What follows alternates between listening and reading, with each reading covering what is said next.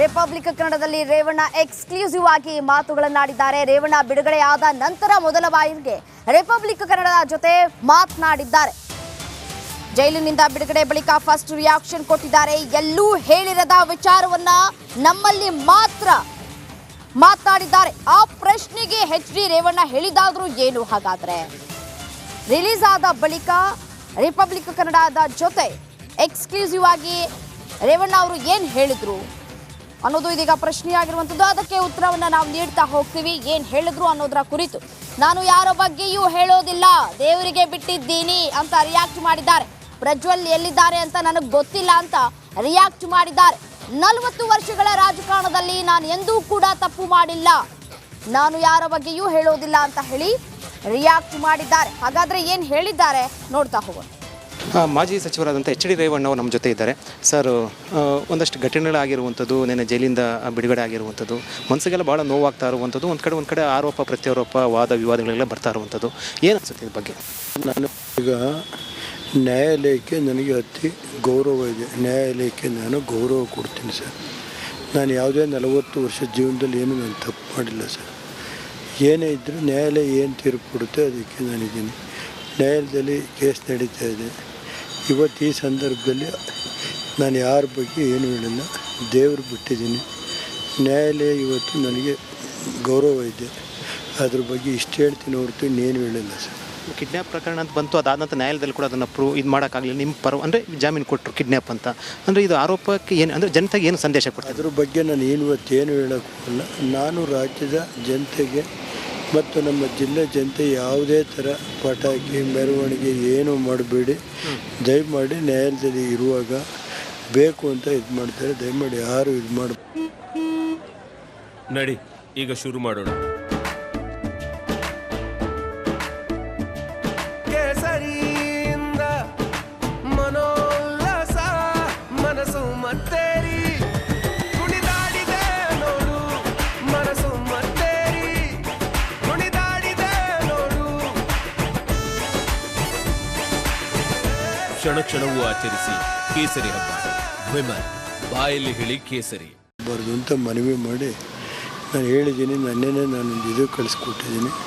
ನನಗೇನು ಯಾವುದಿದೆ ನ್ಯಾಯಾಲಯ ಏನು ತೀರ್ಪು ಕೊಡುತ್ತೆ ನ್ಯಾಯಾಲಯಕ್ಕೆ ನಾನು ತಲೆಬಾಗ್ತೀನಿ ಅಷ್ಟೇ. ನಿಮ್ಮ ನಿನ್ನೆ ಬಿಡುಗಡೆ ನಂತರ ಸುಮಾರು ಜನ ಕಾರ್ಯಕರ್ತರು ನಿಮ್ಮ ಅಭಿಮಾನಿಗಳೆಲ್ಲ ಬಂದು ಜೈಘೋಷ ಕೂಗ್ತಾ ಇದ್ರು. ನಾನು ಅದ್ರ ಬಗ್ಗೆ ಯಾವುದು ಜೈಘೋಷಣೆ ಕೂಗೋದು ಬೇಡಿ, ಯಾವುದು ಬೇಡ.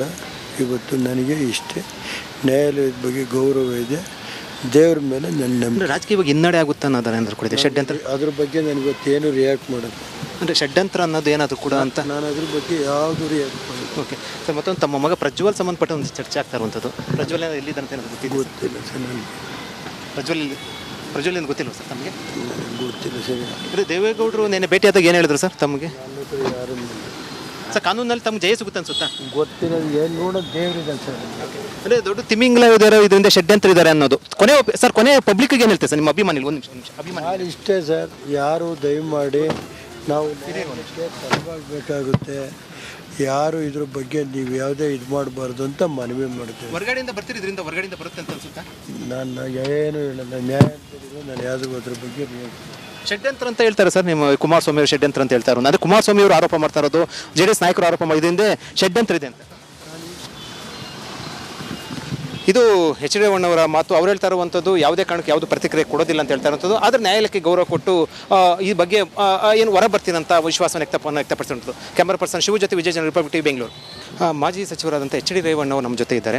ಸರ್, ಒಂದಷ್ಟು ಘಟನೆಗಳಾಗಿರುವಂಥದ್ದು, ನೆನ್ನೆ ಜೈಲಿಂದ ಬಿಡುಗಡೆ ಆಗಿರುವಂಥದ್ದು, ಮನಸ್ಸಿಗೆಲ್ಲ ಭಾಳ ನೋವಾಗ್ತಾ ಇರುವಂಥದ್ದು, ಒಂದು ಕಡೆ ಆರೋಪ ಪ್ರತ್ಯಾರೋಪ ವಾದ ವಿವಾದಗಳೆಲ್ಲ ಬರ್ತಾ ಇರುವಂಥದ್ದು, ಏನು ಅನಿಸುತ್ತೆ ಇದ್ರ ಬಗ್ಗೆ?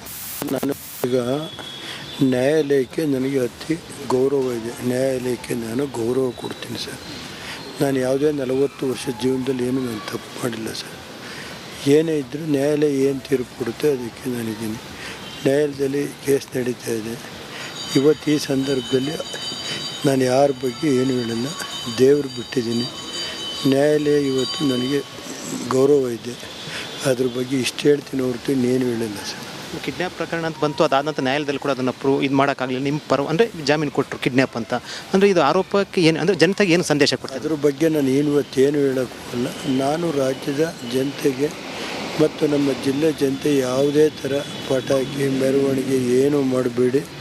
ದಯಮಾಡಿ ನ್ಯಾಯಾಲಯದಲ್ಲಿ ಇರುವಾಗ ಬೇಕು ಅಂತ ಇದು ಮಾಡ್ತಾರೆ, ದಯಮಾಡಿ ಯಾರು ಇದು ಮಾಡಬಾರ್ದು ಅಂತ ಮನವಿ ಮಾಡಿ ನಾನು ಹೇಳಿದ್ದೀನಿ. ನನ್ನೇ ನಾನೊಂದು ಇದು ಕಳಿಸ್ಕೊಟ್ಟಿದ್ದೀನಿ.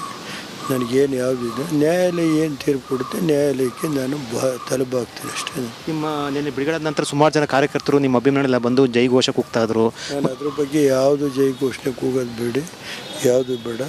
ಇವತ್ತು ನನಗೆ ಇಷ್ಟೇ, ನ್ಯಾಯಾಲಯದ ಬಗ್ಗೆ ಗೌರವ ಇದೆ, ದೇವ್ರ ಮೇಲೆ ನನ್ನ ನಂಬಿಕೆ. ರಾಜಕೀಯವಾಗಿ ಹಿನ್ನಡೆ ಆಗುತ್ತಾ ಅನ್ನೋದು ಏನಾದರೂ ಕೂಡ ಇದೆ ಷಡ್ಯಂತ್ರ? ಅದ್ರ ಬಗ್ಗೆ ನಾನು ಇವತ್ತೇನು ರಿಯಾಕ್ಟ್ ಮಾಡೋದು ಅಂದರೆ ಷಡ್ಯಂತ್ರ ಅನ್ನೋದು ಏನಾದರೂ ಕೂಡ ಅಂತ ನಾನು ಅದ್ರ ಬಗ್ಗೆ ಯಾವುದು ರಿಯಾಕ್ಟ್ ಮಾಡೋದು. ಓಕೆ ಸರ್, ಮತ್ತೊಂದು ತಮ್ಮ ಮಗ ಪ್ರಜ್ವಲ್ ಸಂಬಂಧಪಟ್ಟ ಒಂದು ಚರ್ಚೆ ಆಗ್ತಾ ಇರುವಂಥದ್ದು. ಪ್ರಜ್ವಲ್ ಎಲ್ಲಿದ್ದಂತ ಏನಾದರೂ ಗೊತ್ತಿಲ್ಲ ಸರ್ ನನಗೆ. ಪ್ರಜ್ವಲ್ ಏನು ಗೊತ್ತಿಲ್ವ ಸರ್ ತಮಗೆ? ಗೊತ್ತಿಲ್ಲ ಸರಿ. ಅಂದರೆ ದೇವೇಗೌಡರು ನೆನ್ನೆ ಭೇಟಿಯಾದಾಗ ಏನು ಹೇಳಿದ್ರು ಸರ್ ತಮಗೆ? ನನ್ನ ಹತ್ರ ಯಾರು ಸರ್ ಕಾನೂನಲ್ಲಿ ತಮ್ಗೆ ಜಯ ಸಿಗುತ್ತೆ ಅನ್ಸುತ್ತಾ? ಗೊತ್ತಿಲ್ಲ, ಏನು ನೋಡೋದು ದೇವ್ರಿದೆ ಸರ್. ಅಂದರೆ ದೊಡ್ಡ ತಿಮಿಂಗ್ಲ ಇದ್ದಾರೆ, ಇದರಿಂದ ಷಡ್ಯಂತ್ರ ಇದ್ದಾರೆ ಅನ್ನೋದು ಕೊನೆ ಪಬ್ಲಿಕ್ಗೆ ಏನು ಹೇಳ್ತೀವಿ ಸರ್ ನಿಮ್ಮ ಅಭಿಮಾನಿ? ಒಂದು ನಿಮಿಷ ಅಭಿಮಾನಿ. ನಾನು ಇಷ್ಟೇ ಸರ್, ಯಾರು ದಯಮಾಡಿ ನಾವು ನ್ಯಾಯಾಲಯಕ್ಕೆ ತಲೆಬಾಗಬೇಕಾಗುತ್ತೆ. ಯಾರು ಇದ್ರ ಬಗ್ಗೆ ನೀವು ಯಾವುದೇ ಇದು ಮಾಡಬಾರ್ದು ಅಂತ ಮನವಿ ಮಾಡ್ತೇವೆ. ಹೊರಗಡೆಯಿಂದ ಬರ್ತೀರಿ, ಇದರಿಂದ ಹೊರಗಡೆಯಿಂದ ಬರುತ್ತೆ ಅಂತ ಅನ್ಸುತ್ತಾ? ನಾನು ಏನು ಹೇಳಲ್ಲ, ನ್ಯಾಯಾಲಯದಲ್ಲಿರೋ ನಾನು ಯಾವುದೂ ಅದ್ರ ಬಗ್ಗೆ ಷಡ್ಯಂತ್ರ ಅಂತ ಹೇಳ್ತಾರೆ ಸರ್ ನಿಮ್ಮ ಕುಮಾರಸ್ವಾಮಿ ಅವರು ಷಡ್ಯಂತ್ರ ಅಂತ ಹೇಳ್ತಾರೆ. ಅಂದರೆ ಕುಮಾರಸ್ವಾಮಿ ಅವರು ಆರೋಪ ಮಾಡ್ತಾ ಇರೋದು, JDS ನಾಯಕರು ಆರೋಪ ಮಾಡಿದ್ರಿಂದ ಷಡ್ಯಂತ್ರ ಇದೆ ಅಂತ. ಇದು H.D. ರೇವಣ್ಣವರ ಮಾತು. ಅವ್ರು ಹೇಳ್ತಾ ಇರುವಂಥದ್ದು ಯಾವುದೇ ಕಾರಣಕ್ಕೆ ಯಾವುದು ಪ್ರತಿಕ್ರಿಯೆ ಕೊಡೋದಿಲ್ಲ ಅಂತ ಹೇಳ್ತಾ ಇರುವಂಥದ್ದು. ಆದರೆ ನ್ಯಾಯಾಲಯಕ್ಕೆ ಗೌರವ ಕೊಟ್ಟು ಈ ಬಗ್ಗೆ ಏನು ಹೊರ ಬರ್ತೀನಂತ ವಿಶ್ವಾಸವನ್ನು ವ್ಯಕ್ತಪಡಿಸಿರುವಂಥದ್ದು. ಕ್ಯಾಮರಾ ಪರ್ಸನ್ ಶಿವ ಜೊತೆ ವಿಜಯ್ ಜನ, ರಿಪಬ್ಲಿಕ್ ಟಿವಿ, ಬೆಂಗಳೂರು.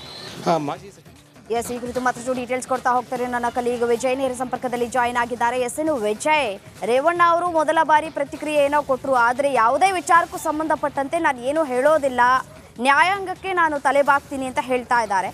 ಎಲ್ಲೋ ಒಂದು ಕಡೆ ಬಹಳ ನೊಂದಿದ್ದಾರಾ ಅಂತ.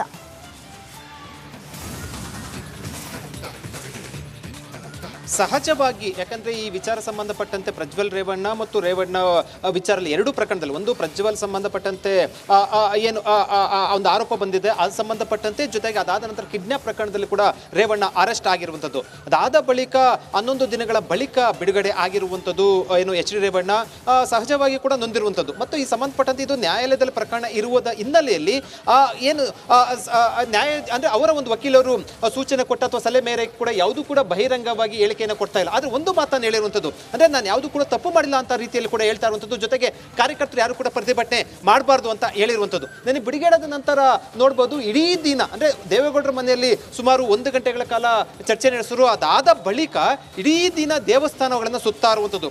ನಿನ್ನೆ ಸುಮಾರು 3-4 ದೇವಸ್ಥಾನಕ್ಕೆ ಹೋದ್ರು. ಇಂದು ಬೆಳಗ್ಗೆಂದು ಕೂಡ ದೇವಸ್ಥಾನ ಟೆಂಪಲ್ ರನ್ ಅನ್ನು ಮಾಡ್ತಾ ಇರುವಂಥದ್ದು. ಇಂದು ಸುಮಾರು 1 ಗಂಟೆಗಳ ಕಾಲ ಪೂಜೆಯನ್ನು ಮಾಡಿದ್ರು. ಹೊರಗಡೆ ಬಂದ ನಂತರ ರಿಪಬ್ಲಿಕ್ ಕನ್ನಡಕ್ಕೆ ಮಾತಾಡ್ತಾ ಒಂದು ಹೇಳಿಕೆಯನ್ನು ಕೊಟ್ಟಿರುವಂಥದ್ದು.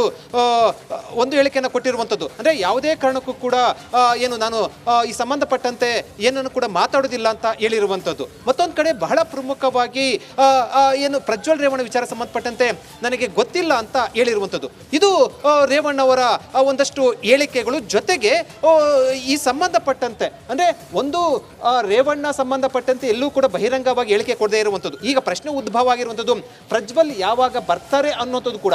ಅದಕ್ಕೆ ಸಂಬಂಧಪಟ್ಟಂತೆ ಕೂಡ ಪ್ರಶ್ನೆ ಕೇಳಿದಾಗ ನನಗೆ ಗೊತ್ತಿಲ್ಲ ಅಂತ ಹೇಳುವ ಮೂಲಕ ಜಾರ್ಕೊಂಡ್ರು. ಅದು ಒಂದೊಂದು ಬಹಳ ಸ್ಪಷ್ಟ, ಯಾವುದೇ ಪ್ರತಿಕ್ರಿಯೆಗಳಿಗೆ ಷಡ್ಯಂತ್ರ ವಿಚಾರ ಸಂಬಂಧಪಟ್ಟಂತೆ ಕುಮಾರಸ್ವಾಮಿ ಸೇರಿದಂತೆ ಹಲವರು ಆರೋಪ ಮಾಡ್ತಾ ಇರುವಂಥದ್ದು. ಅಂದರೆ ಈ ಪ್ರಕರಣದಲ್ಲಿ ಇದಕ್ಕೂ ಕೂಡ ಪ್ರತಿಕ್ರಿಯೆ ಕೊಡೋದಕ್ಕೆ ನಕಾರ ಮಾಡಿದ್ರು. ಆದರೆ ಇವೆಲ್ಲವೂ ಕೂಡ ಮುಂದೆ ಉತ್ತರ ಕೊಡ್ತೀನಿ ಅಂತ ಹೇಳೋ ಮೂಲಕ ಒಂದಷ್ಟು ಕುತೂಹಲ ಕೂಡ ಮೂಡಿಸಿದ್ರು.